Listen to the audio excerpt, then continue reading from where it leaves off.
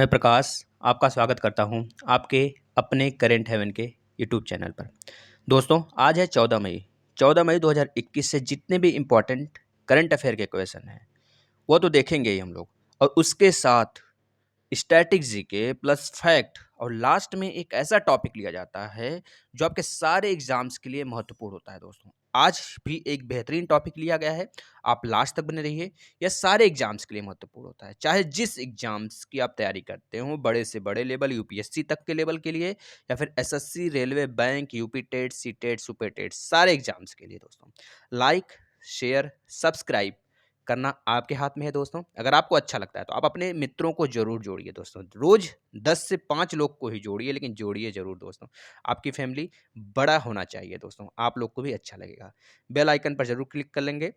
हम चलते हैं आज के पहले क्वेश्चन से। दोस्तों, आज का पहला क्वेश्चन है, हाल ही में किसी देश के किस देश के प्रधानमंत्री अपने प्रतिनिधि सभा में विश्वास मत हार गए हैं। दोस्तों, जो आपने अभी न्यूज में सुना होगा कि इनके एक सांसद ने, नेपाल की बात हो रही है यहाँ पे, इसका राइट आंसर नेपाल होगा। नेपाल के एक सांसद ने दोस्तों कि जो कि प्रधानमंत्री के बारे में बहुत बुरा भला बोल रहे थे।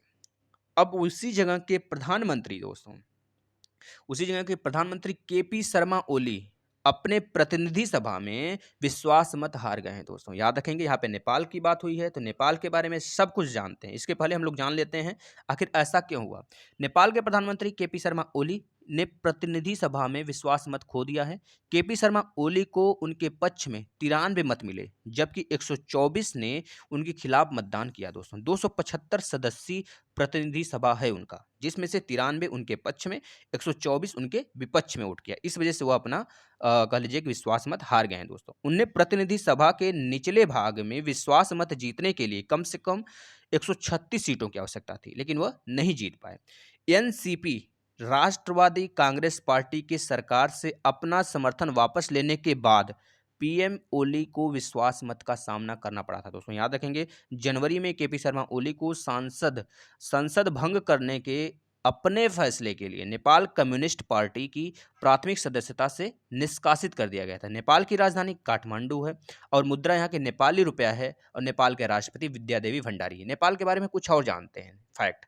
नेपाल में दोस्तों तिब्बत और भारत की सीमाओं से घिरा हुआ है। याद रखेंगे, नेपाल एक हिंदू राष्ट्र है। दोस्तों, यहाँ पर एक प्रमुख शारदा नदी बहती है। दोस्तों, तो अभी हाल ही में आपने सुना होगा, पिछले कुछ ईयर पहले, एक आध साल पहले, काला पानी, लिपुलेख और लिम्पियाधुरा कुछ विवादित क्षेत्र हैं नेपाल और भारत के बीच में। यह तीनों क्षेत्र कहाँ पड़ जाते हैं? उत्तराखंड में पड़ जाते हैं। याद रखेंगे दोस्तों, नेपाल में, अगर नेपाल की बात करें, नेपाल में इस सबसे बड़ा विश्व का पर्वत चोटी जिसका नाम है सागर माथा, जिसे हम लोग भारत में एवरेस्ट कहते हैं। दोस्तों, याद रखेंगे, एवरेस्ट।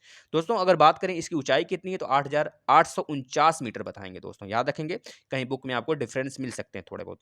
दोस्तों, अगर बात करें 11 से 16 साल की लड़कियों की, यहाँ पर वैश्यावृत्ति बहुत ज़्यादा चलती है। हांगकांग दुनिया का सबसे बड़ा नेपाली महिलाओं के देह व्यापार के बाजार के नाम से जाना जाता है। याद रखेंगे मित्रों, पूरे विश्व का।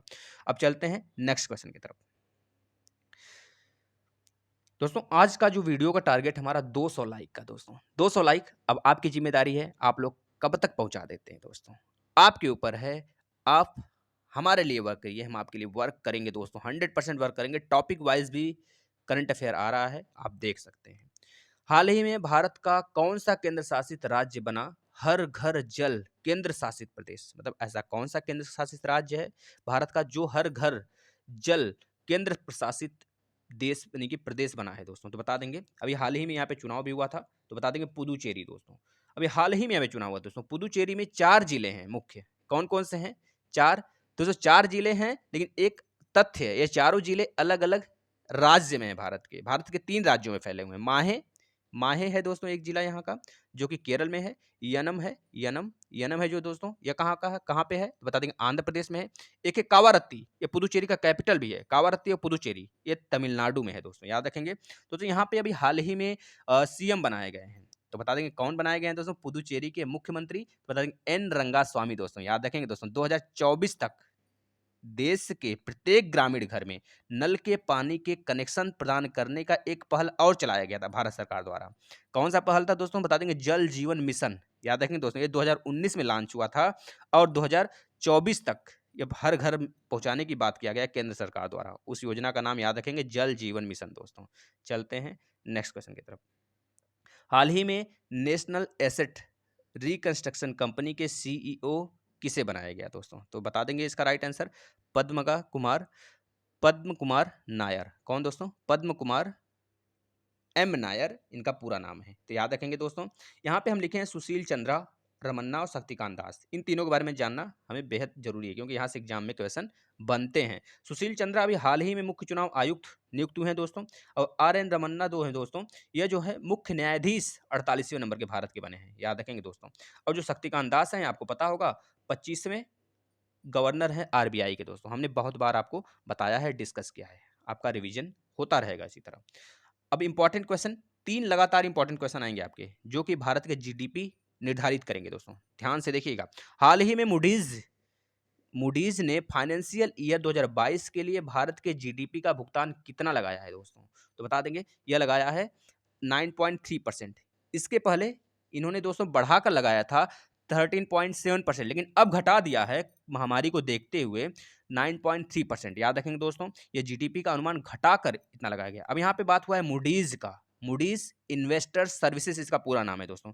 कॉर्पोरेशन की बॉन्ड क्रेडिट की रेटिंग करने वाला कंपनी है दोस्तों। यहाँ याद रखेंगे कि जो कॉर्पोरेशन के जितने बॉन्ड होते हैं ये जारी करता है दोस्तों।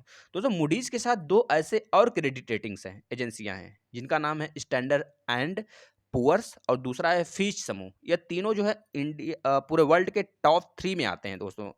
आपके कह लीजिए क्रेडिट रेटिंग्स में 3 टॉप कंपनी है, मूडीज, स्टैंडर्ड एंड पुअर्स और फिच। ये तीनों के तीनों कहाँ के हैं? तो बता देंगे दोस्तों, ये तीनों के तीनों आपके यूएसए के हैं दोस्तों। मूडीज की स्थापना 1909 को हुआ था। ये यूएसए की कंपनी है दोस्तों। याद रखेंगे, यूएसए के आपके राष्ट्रपति कौन है? जो बाइडेन है 46वें नंबर के, और वहाँ की जो आपके उपराष्ट्रपति हैं कमला हैरिस दोस्तों, भारतीय मूल की हैं, 49वें नंबर की। इतनी बातें आप यहाँ से याद रखेंगे दोस्तों। चलते हैं नेक्स्ट क्वेश्चन की तरफ। हाल ही में नोमूरा ने फाइनेंशियल ईयर 2022 में भारत की जीडीपी वृद्धि का अनुमान कितना लगाया है दोस्तों? तो बता देंगे, इन्होंने जो लगाया है दोस्तों, कितना लगाया है बता देंगे, 10.8%। कितना लगाया दोस्तों? 10.8% इसने लगाया है दोस्तों। इसके पहले इन्होंने लगाया था दोस्तों 12.6%, लेकिन अभी घटाकर महामारी को देखते हुए इन्होंने अपना रेटिंग को घटा दिया है, 10.8% कर दिया है दोस्तों। याद रखेंगे, नोमूरा ने चालू वित्त वर्ष 2021-22 के लिए भारत के जीडीपी विकास का अनुमान जो पहले लगाया था 12.6% लगाया था, लेकिन अब घटाकर 10.8% कर दिया है दोस्तों। जो आपका दोस्तों नोमूरा है ना, नोमूरा, ये कहाँ का ब्रोकरेज कंपनी है? तो बता देंगे, जापानी ब्रोकरेज कंपनी है दोस्तों। इसका मुख्यालय जो है टोक्यो में ही है। याद रखेंगे दोस्तों, टोक्यो में इसका मुख्यालय है दोस्तों, ये चीज याद रखेंगे। अगर बात करें इसका दोस्तों, जापान के जो कैपिटल है उसका नाम क्या है? वो भी तो टोक्यो ही है। तो याद रखेंगे, यहाँ पे जापान की बात हुआ है तो सब कुछ जानते हैं। पहले जापान का कैपिटल टोक्यो, पीएम योशिहिडे सुगा, करेंसी येन, जो कि भारतीय रुपए के 0.67 रुपीज के बराबर है। जापान के 4 मुख्य आइलैंड है दोस्तों, हम बार बार आपको बताते हैं क्रम से। सबसे बड़ा होक्काइडो, होन्शु, शिकोकू, क्यूशु दोस्तों। याद रखेंगे, जापान का पुराना नाम क्या है दोस्तों? वा या वाकोकू। क्या दोस्तों? वा या वाकोकू। याद रखेंगे दोस्तों, यहां से क्वेश्चन बन सकते हैं। नेक्स्ट क्वेश्चन दोस्तों, यह भी इंपॉर्टेंट क्वेश्चन है, आपके जीडीपी से ही रिलेटेड है। हाल ही में संयुक्त राष्ट्र ने फाइनेंशियल ईयर 2022 में भारत की वृद्धि दर कितना रहने का अनुमान लगाया है दोस्तों? याद रखेंगे दोस्तों, ये कितना रहने का अनुमान लगाया है? आपका जो यूनाइटेड नेशन है उसने भारत की जीडीपी तय की है, तो बता देंगे 10.1% रहने का अनुमान लगाया है। कितना दोस्तों? 10.1%। याद रखेंगे दोस्तों, इसी के एवरेज में सारी कंपनियां लगा रही हैं, तो आप इसका एक अलग से नोट्स बना लेंगे। तो संयुक्त राष्ट्र अथवा यूनाइटेड नेशन की यहाँ पे बात हुआ है, तो सारे की बात कर लेते हैं दोस्तों। यह अमेरिका के तत्कालिक राष्ट्रपति फ्रैंक डी रूजवेल्ट ने इसका नामकरण किया था, या फिर इसका संगठन बनाया था। संयुक्त राष्ट्र संघ की स्थापना जो हुआ था 24 अक्टूबर 1945 को हुआ था दोस्तों, 24 अक्टूबर 1945 को हुआ था। इसमें संस्थापक सदस्य कितने थे तो बता देंगे 51, जिसमें से भारत भी एक था दोस्तों। इसमें सदस्य इस समय कितने हैं तो बता देंगे प्रेजेंट टाइम में 193 सदस्य हैं दोस्तों। इसमें लास्ट जो सबसे सदस्य है वह कौन सा है जो जुड़ा था, बता देंगे दक्षिणी सूडान दोस्तों। कौन? दक्षिणी सूडान। याद रखेंगे मित्रों इतनी बातें। अगर हम और इसके बारे में बात करें तो बता देंगे दोस्तों इसमें इसका हेडक्वार्टर कहाँ पर है तो बता देंगे न्यूयॉर्क, यूएसए के न्यूयॉर्क में है। यूएसए के 50 राज्य हैं यूएसए में, जिसमें सबसे बड़ा राज्य टेक्सास है दोस्तों, याद रखेंगे। यूनाइटेड नेशन के महासचिव यानी कि संयुक्त राष्ट्र के महासचिव का नाम क्या है? श्री एंटोनियो गुटेरेस दोस्तों। इसके 5 अस्थायी सदस्य होते हैं, टोटल तो 15 सदस्य होते हैं, लेकिन 5 अस्थायी सदस्य होते हैं। उन 5 अस्थायी सदस्यों को बार-बार एग्जाम में पूछ लिया जाता है। तो बता देंगे कौन-कौन से हैं? यूएसए, रूस, ब्रिटेन, फ्रांस और चीन दोस्तों। और जो 10 अस्थायी सदस्य होते हैं, हर 2 साल पे चुने जाते हैं। तो भारत भी 2021-22 के लिए चुना गया है, याद रखेंगे दोस्तों। अगर बात करें यहाँ पे भाषाएं कितनी हैं इस संगठन में, संयुक्त राष्ट्र में बताएंगे 6 भाषाएं हैं, जिसमें से 2 ऑफिशियल लैंग्वेज हैं, अंग्रेजी और फ्रेंच। वैसे तो 6 हैं, अंग्रेजी, फ्रेंच, चीनी, रशियन, अरबी, स्पेनिश, याद रखेंगे दोस्तों। चलते हैं नेक्स्ट क्वेश्चन की तरफ। हाल ही में किस बैंक ने आई यूज माय नंबर सुविधा लॉन्च किया है दोस्तों? कौन सा ऐसा बैंक है जो यह सुविधा लॉन्च किया है दोस्तों? तो बता देंगे ये कौन सी बैंक है? जन स्मॉल फाइनेंस बैंक दोस्तों। कौन सी बैंक है? जन स्मॉल फाइनेंस बैंक। तो पहले जन स्मॉल फाइनेंस बैंक के ही बारे में बात कर लेते हैं, इसके सारे रिलेटेड दोस्तों। जन स्मॉल फाइनेंस बैंक की टैगलाइन क्या है? तो पैसे की कदर, पैसे की कदर, याद रखेंगे।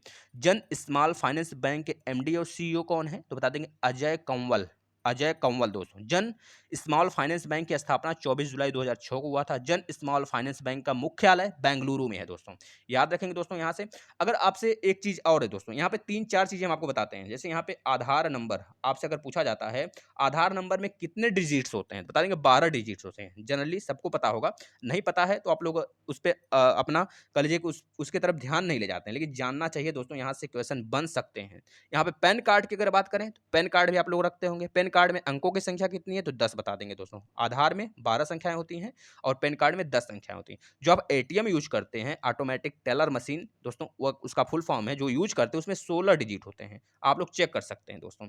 जो आईएफएससी दोस्तों एक कोड होता है, आप लोग के बैंक खाते से अगर कोई चीज आप रिलेटेड करते हैं तो आपसे आईएफएससी कोड पूछा जाता है, तो उसमें कितने अंक होते हैं? 11 अंक होते हैं। ये चारों पांचों चीजें आप लिख लेंगे, जो आपको बहुत ज्यादा फायदा करेगा दोस्तों।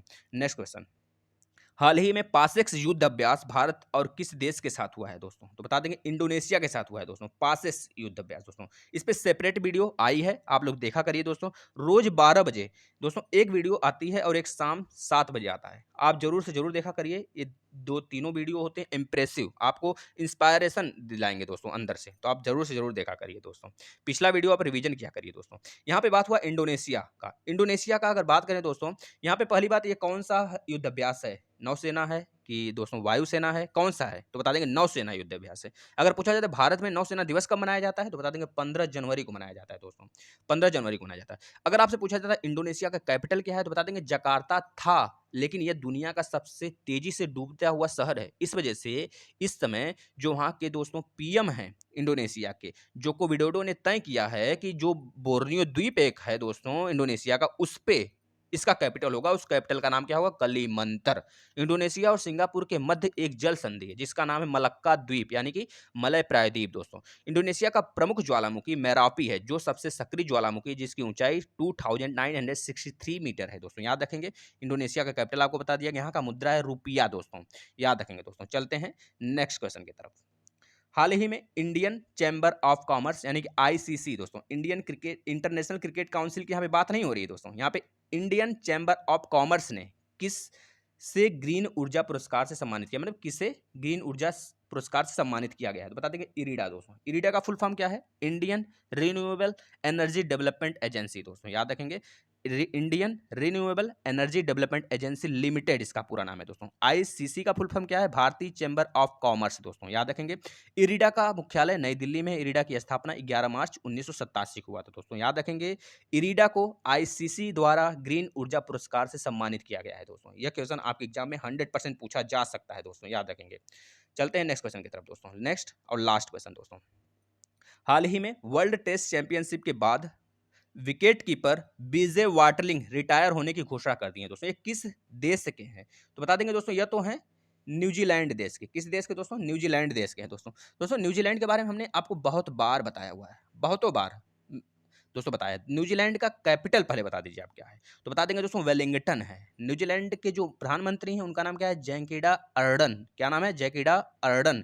न्यूजीलैंड की मुद्रा न्यूजीलैंड डॉलर है दोस्तों। याद करिएगा दोस्तों, न्यूजीलैंड ऑस्ट्रेलिया के नीचे एक द्वीप है छोटा सा दोस्तों। यह साउथ पैसिफिक सी के केंद्र में पड़ता है। इसमें 700 छोटे-छोटे द्वीप हैं दोस्तों।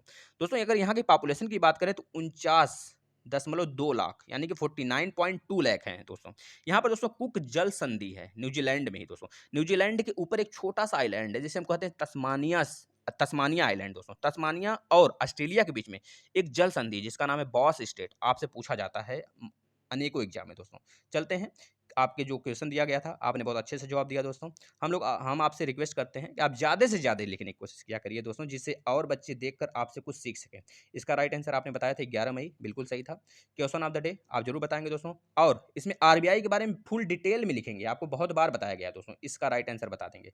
आज का क्वेश्चन ऑफ द डे दोस्तों, आज है संसद के नाम, प्रमुख देशों के संसद के नाम क्या हैं उसके बारे में देखेंगे दोस्तों। दोस्तों मिस्र के संसद का नाम पीपुल्स असेंबली, पाकिस्तान के नेशनल असेंबली, जर्मनी के बुंडस्टैग, यूएसए के कांग्रेस, बांग्लादेश के जातीय संसद, इजराइल के नेसेट, जापान का डायट, मालदीव का मजलिस, मालदीव और ईरान दोनों का मजलिस है, ऑस्ट्रेलिया का संघीय संसद, स्पेन का कोर्टेस, नेपाल का राष्ट्रीय पंचायत, रूस का ड्यूमा और नेपाल का बताया था भी डाइट, चीन का नेशनल पीपल्स कांग्रेस, फ्रांस का नेशनल असेंबली, ईरान का मजलिस, मलेशिया का दीवान निगारा, अफगानिस्तान का सूरा, तुर्की का ग्रैंड नेशनल असेंबली, पोलैंड का सेज, मंगोलिया का खुराल, डेनमार्क का फॉलकेटिंग, स्विट्जरलैंड का फेडरल असेंबली, नीदरलैंड का स्टेट जनरल, ब्राजील का राष्ट्रपति कांग्रेस, इटली का सीनेट, कुवैत का नेशनल असेंबली, सऊदी अरब का मजलिस अल सूरा। दोस्तों हम आप लोग से विनती करते हैं कि आप लोग ज़्यादा से ज़्यादा शेयर करें, आपकी फैमिली बहुत जल्द बड़ी होनी चाहिए दोस्तों।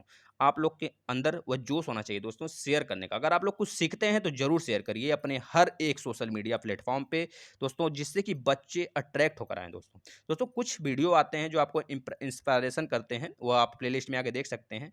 जैसे हमने एक अभी डॉक्टर का इंटरव्यू लिया था, एक आईएएस ऑफिसर का लिया था, तो आप देख सकते हैं आके, प्लेलिस्ट में पड़ा हुआ है दोस्तों। धन्यवाद दोस्तों, आप लोग ज़रूर से ज़रूर शेयर करिएगा।